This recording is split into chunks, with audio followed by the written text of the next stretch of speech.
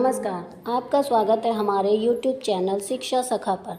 आज मैं आपके लिए लेकर आई हूँ कक्षा 6 नैतिक शिक्षा का 12वां पाठ। पाठ का नाम है बाल लीला वर्णन। सबसे पहले अगर अभी तक आपने मेरे चैनल को सब्सक्राइब नहीं किया है तो प्लीज़ सब्सक्राइब कर लें, ताकि आगे आपको मेरी वीडियो की नोटिफिकेशन मिलती रहे। तो चलिए शुरू करते हैं पाठ पढ़ना। इस पाठ में गोस्वामी तुलसीदास जी द्वारा रचित रामचरितमानस के बाल कांड से कुछ चौपाइयों के द्वारा राजा दशरथ के चारों पुत्रों राम, लक्ष्मण, भरत और शत्रुघ्न की बाल लीलाओं का वर्णन किया गया है। यहाँ इन चौपाइयों का सरलार्थ दिया जा रहा है। नंबर 1, बाल चरित हरि बहुविधि कीनः अति आनंद दासन कै दीनः कछुक काल बीते सब भाई बड़े भय परिजन सुखदाई चूड़ा करण कीन गुरु जाई विप्रनह पुनि दक्षिणा बहु पाई। सरलार्थ। प्रभु श्री राम ने अनेक प्रकार से बाल लीलाएं करके अपने सेवकों को बहुत अधिक आनंद प्रदान किया। कुछ समय बीतने पर चारों भाई बड़े होकर परिवार वालों को सुख देने वाले हो गए। तब गुरु जी ने जाकर इनका चूड़ाकरण संस्कार किया और ब्राह्मणों ने बहुत सी दक्षिणा प्राप्त की। नंबर 2, परम मनोहर चरित अपारा करत फिरत चार्यू सुकुमारा मनक्रम वचन अगोचर जोई दशरथ अजिर विचर प्रभु सोई भोजन करत बोल सब राजा नहीं आवत तजी बाल समाजा कौशल्या जब बोलन जाई ठुमुक ठुमुक प्रभु चलई पर आई। सरलार्थ। चारों सुंदर राजकुमार बहुत ही मनोहर अपार चरित्र करते फिरते हैं, जो परमात्मा मन, वचन और कर्म से अगोचर है। वही प्रभु श्री राम के रूप में दशरथ जी के आंगन में विचरण कर रहे हैं। भोजन करने के समय जब राजा उन्हें बुलाते थे तो वे अपने बाल साथियों को छोड़कर नहीं आते थे, परंतु जब कौशल्या माता उन्हें बुलाने जाती थी तो प्रभु ठुमुक ठुमुक कर भाग चलते थे।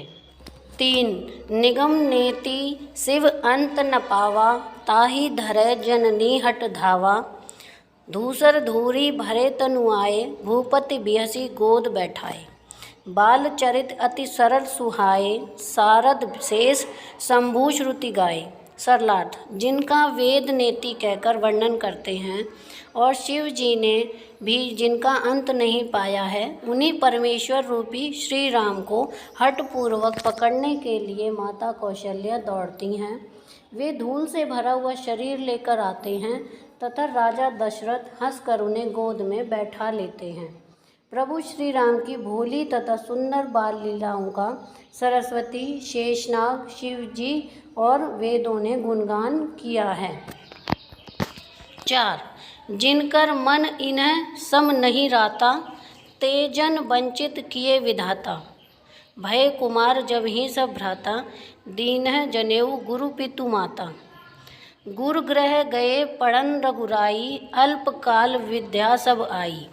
सरलार्थ। जिनका मन इन बाल लीलाओं को देखकर मुग्ध नहीं हुआ, ऐसे लोगों को विधाता ने बिल्कुल भाग्यहीन बनाया है।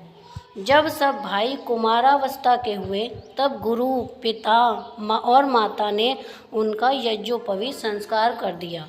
इसके बाद श्री राम जी अपने भाइयों सहित गुरुकुल में पढ़ने के लिए चले गए, जहाँ थोड़े समय में ही इन्होंने सब प्रकार की विद्याओं को सीख लिया।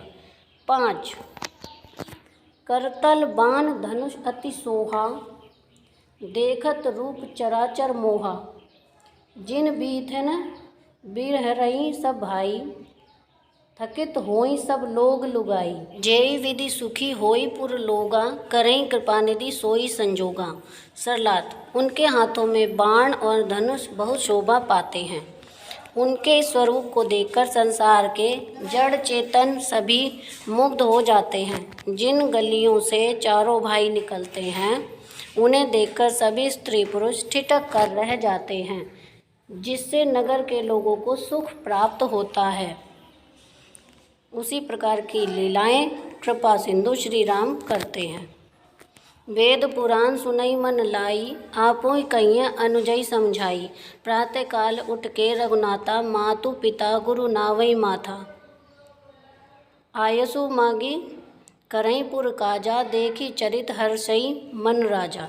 सरला श्री राम जी मन लगाकर वेद पुराण सुनते हैं और फिर स्वयं ही अपने भाइयों को समझाकर कहते हैं।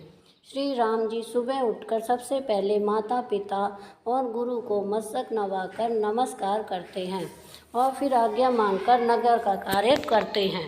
उनके कार्यों को देख कर राजा दशरथ मन ही मन प्रसन्न होते हैं।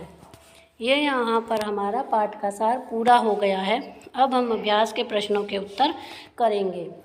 पहला प्रश्न, कौशल्या जी बालकों को हठपूर्वक पकड़ने का प्रयास क्यों करती हैं? उत्तर, जब राजा दशरथ बालकों को भोजन करने के लिए बुलाते हैं और वे नहीं आते हैं, तब माता कौशल्या बालकों को भोजन करवाने के लिए हठपूर्वक पकड़ने का प्रयास करती हैं। प्रश्न संख्या 2, चारों भाइयों का यज्ञोपवीत संस्कार कब किया गया? उत्तर, जब चारों भाई कुमारावस्था के हो गए तब उनका यज्ञोपवीत किया गया। प्रश्न संख्या 3, प्रातः काल उठने पर श्री रामचंद्र जी क्या करते हैं? उत्तर, प्रातः काल उठने पर श्री रामचंद्र जी सबसे पहले माता पिता और गुरु को मस्तक झुकाकर प्रणाम करते हैं। प्रश्न संख्या 4, श्री राम अपने छोटे भाइयों को क्या समझाते हैं? उत्तर, श्री राम अपने भाइयों को वेद पुराण सुनकर उनके संबंध में समझाते हैं। प्रश्न संख्या 5, श्री रामचंद्र जी का कैसा रूप देखकर चराचर मोहित हो जाते हैं? उत्तर, धनुष बाणधारी श्री रामचंद्र के स्वरूप को देखकर चराचर मोहित हो जाते हैं। ये पाठ हमारा यहाँ पर पूरा हो गया है। इसमें मैंने पाठ का सार और प्रश्न अभ्यास करवाए हैं। आपको मेरी वीडियो कैसी लगी मुझे कमेंट करके ज़रूर बताएं। प्लीज़ मेरे चैनल को लाइक करें, शेयर करें और सब्सक्राइब करना ना भूलें। Thank you.